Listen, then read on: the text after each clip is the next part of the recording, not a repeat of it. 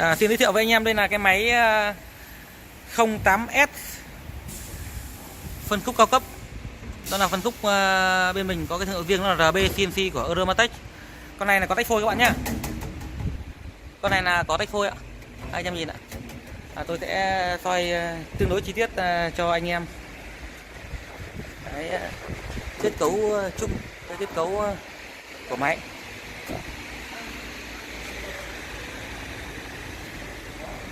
Quay chi tiết tách phôi anh em xem. Tách phôi hai bên.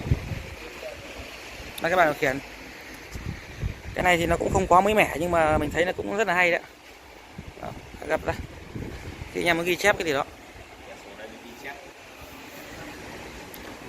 Tất cả cái máy của mình thì nó đều có cái cảm biến ở phía sau.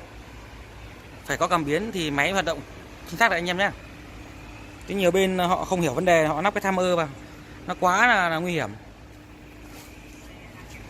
Rồi chúng tôi sẽ thao tác cho anh em xem ạ. Làm việc đi. Rồi.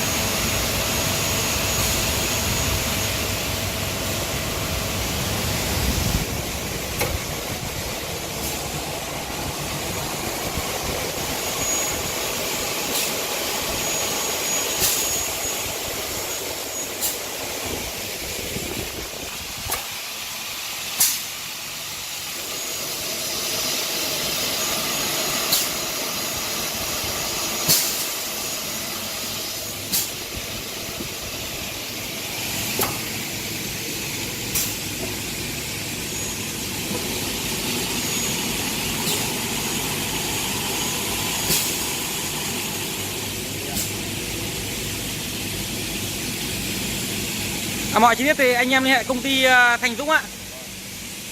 Đây là giới thiệu anh em, đây là trưởng phòng kinh doanh của chúng tôi ở khu vực Hà Nội, anh Nguyễn Văn Đô, biệt danh là Mai Trung Đô ạ.